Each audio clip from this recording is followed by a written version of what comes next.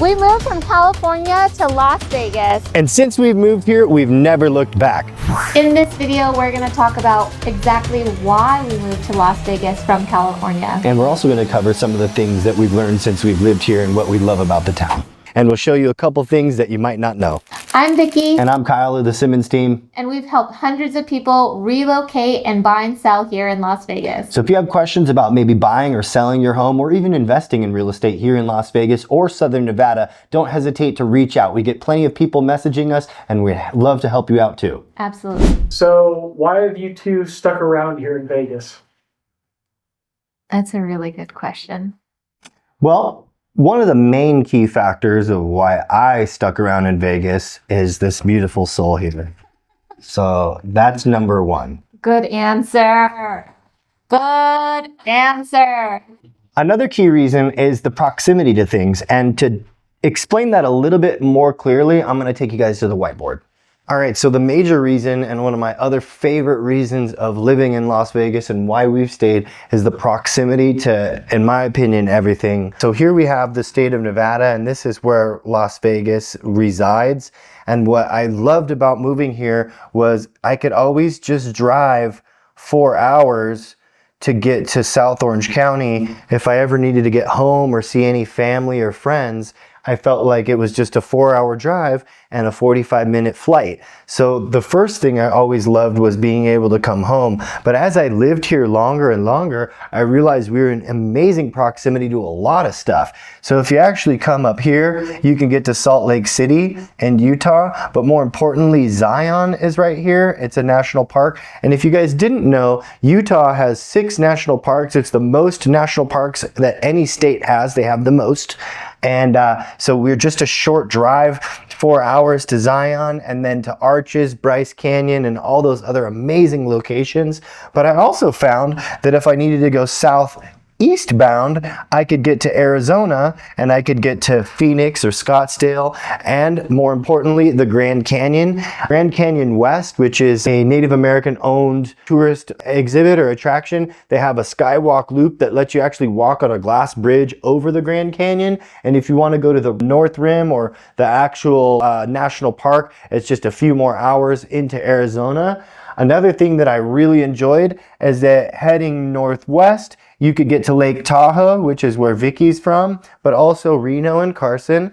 And then one of my favorite places to enjoy the outdoors for wintertime and summertime is Mammoth Lakes. And I found that that's just a 5-hour drive over here to Mammoth. And Mammoth is an incredible place. We've also driven to San Francisco from Las Vegas, which was about 8 hours. And it was a really fun and scenic drive. But of course, you could fly it if you don't want to fly more than 2 hours. And so realistically, I feel like Las Vegas has kept us here because it's such a fantastic hub location to go to so many amazing places. If I want to go to the beach, I can take the kids to the beach in the same day. If I want to go to Disneyland, I can take them to Disneyland. If I want to go to the Grand Canyon or just any of these myriad of wonderful locations, they're all at our fingertips being located here. One of the reasons why I've stayed here in Las Vegas is because we've gotten to experience such amazing experiences that we would only be able to have living in Las Vegas. Had we lived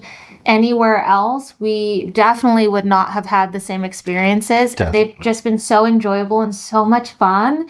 And another reason is because we have an incredible community of friends and clients here. It would be so hard to leave, you know, our really close friends, family, and the relationships that we've been so blessed to foster here in Las Vegas. I started out with a really traditional childhood, other than my father was not around. So I was raised with my mother and a lot with my grandparents, who are some like old Sicilian grandparents who originally came from upstate New York. And they moved to South Orange County because my mother had breathing problems, and the doctors recommended she move to a warmer climate.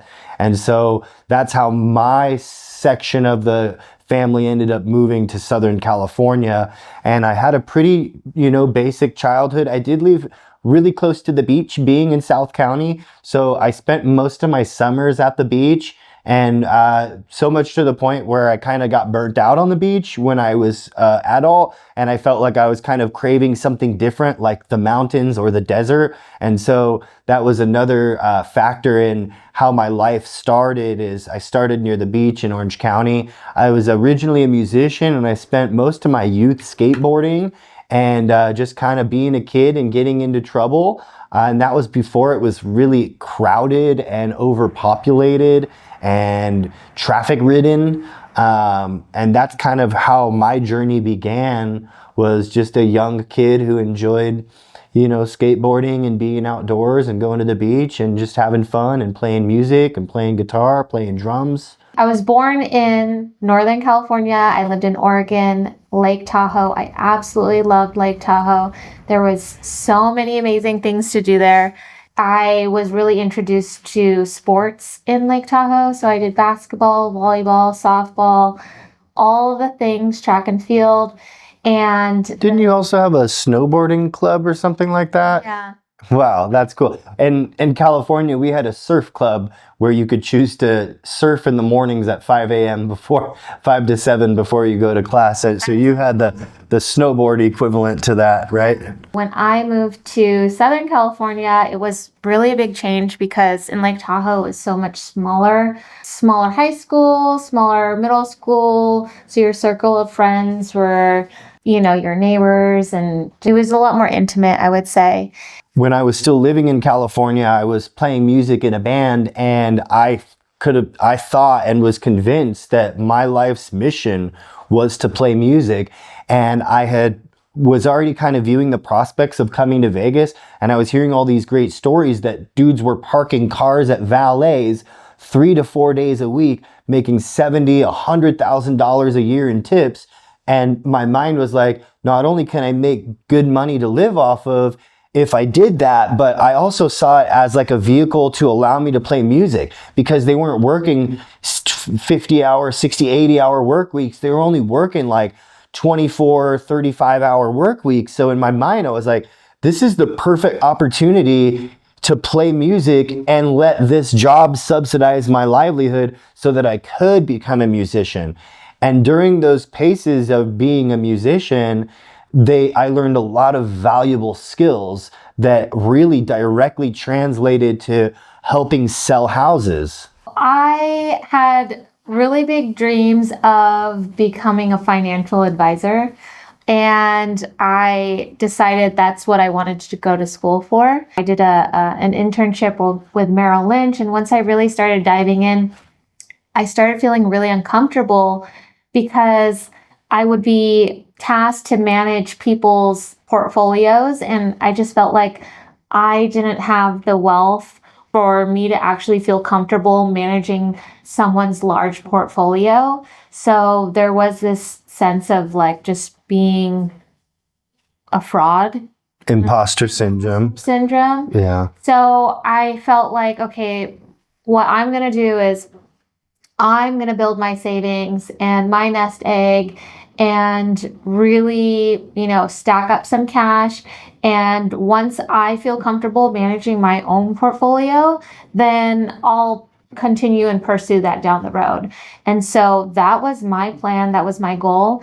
And I ended up working in the service industry. And I realized that I was making a lot of tips, like really good money, and not really tracking it or knowing where I was spending it, but I was just really saving it was my main goal. And my coworkers would say at the end of the month, they'd be like, hey, I have to make X amount of money so I could pay my rent this month. And I would be like, well, we made really good money this month. Like, what did you spend your money on? And they had no clue. And so I came up with an idea that I wanted to create a tracking system that would help people track their tips. So it would track how much you made per hour, per day, per month, per year. It's actually called Tipsy. So you can see your tips. TIPSEE. And it really did help a lot of people in the service industry. And in fact, That app's still available for download on the iOS and Android stores. Thank you, babe. And I actually personally use that app to help me save for a down payment on our first property. Yep.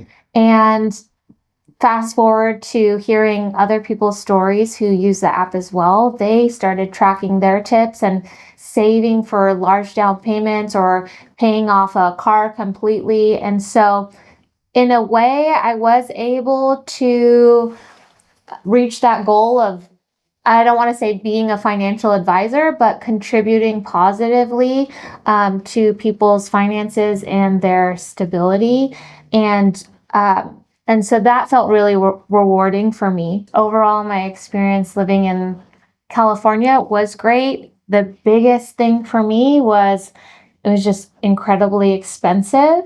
And so trying to stay there after high school just would have been incredibly costly for me. But other than that, like I really enjoyed my experience. Fast forward a couple more years.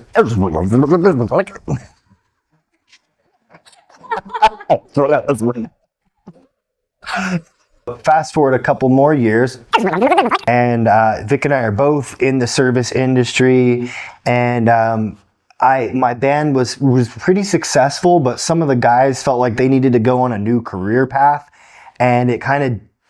He was sponsored by Vitamin Water. We're sponsored by Vitamin Water and US Music Corp, which owns Parker Guitars, Marshall Amplification, Randall, Washburn Guitars, huge company. My drummer had endorsements from Truth Drum, so we were doing really well, but you know, there's always struggles with having a band of musicians. There's a lot of different people. No one was clashing, really. It was just, we felt like we couldn't really reach the level of success at the speed that we wanted to. So I'm at this place where my band's kind of done, and I was already leaving the service industry, and Vic and I were really considering, should we start a food truck? And then if we had a successful food truck, we could parlay that into a restaurant, and then we would become restaurateurs. And then our other thought was, well, we really want to get into real estate investing because our entire lives we were told that there wouldn't be Social Security for us when we reach retirement age. And so we were told you need to make your own retirement. So we were kind of scared that we wouldn't have any money for when we're a senior. And so what happened was, we thought, well, hey, if we're going to try to get some rental properties, what better, place to find them than being a real estate agent? You're going to happen across them just doing your job. So we figured I might as well start that. And then when I can get off my feet, Vic could eventually leave the service industry too. And so that's kind of where we started and how we ended up getting into real estate. And then fast forward many more years, Vic started helping me on the back end until ultimately she became licensed, and now she handles half the business with me. Another reason why we've stayed is my real estate business started to take off, and I added people to my team that started helping sell houses with me. And I found that a lot of those skill sets that I had learned earlier on being a musician, like continually bringing media. We used to call, back in the day, hopefully it doesn't age it, but we used MySpace, and we always felt like we needed to provide a continual media feed. We called it that. That was before anyone was talking about content, the word content. And so even from early on, we knew it was important to always kind of update people and show them what was going on, not just behind the scenes, but also on the stage as well. And a lot of those skills really translated towards helping make quality videos and delivering a solid message to the consumer to help them better make decisions when they choose their next place to call home. Another reason why we stayed, now at this point, we're already successful in real estate, but each year we just kept hearing that the town was growing bigger and bigger, and how more and more people were coming. And the next thing we knew, they were like, we're spending a couple billion to build a resorts world. And the next thing after that was, we're going to build a Raiders stadium, and we're going to build a Vegas Golden Knights. It was like Hollywood 2.0. Now the next thing is going to be Hollywood 2.0. Major movie studios. Sony is coming over here to build a studio place out in SUMMERLIN. So every time we look at it, we feel like we're just at the precipice of the next big thing that's coming to town. And so it's hard to leave somewhere that's booming so financially and economically with amazing new products and projects that just change the shape of America and the world. The MSG Megasphere is probably our newest attraction, and it's one of the most breathtaking experiences that people have ever walked through the doors of here in Las Vegas. And Vegas is just a place where we constantly top that and then top it again. So we're always waiting for the next new thing on the horizon, and that's what keeps us staying here. And it's also what brings a lot of people to Las Vegas. Another reason why we've stayed here is because it's so incredibly convenient. Nothing closes. It's a 24-hour town. So, sometimes if we have a late night date night or something like that, and we want to go out on the town, it's really great because, again, nothing closes. You literally can choose any spot that you want to go to and really have a fun experience without, thinking like, okay, there's a curfew or, you have to, a restaurant may be closed. Like literally nothing closes here. And it's awesome. It's an amazing thing. And moreover, on the convenience, having come from Southern California, we've seen that the traffic has just gotten worse and worse and worse there each time we visit. And that's something that I think a lot of people really enjoy about moving to Las Vegas from Southern California particularly, or anywhere with a high density of traffic, is that you can get almost anywhere in town in under a half an hour if it's not rush hour. And even if it is rush hour, it's still not going to take you more than 45 minutes to get from side to side. And what that really means is that people are buying back parts of their life.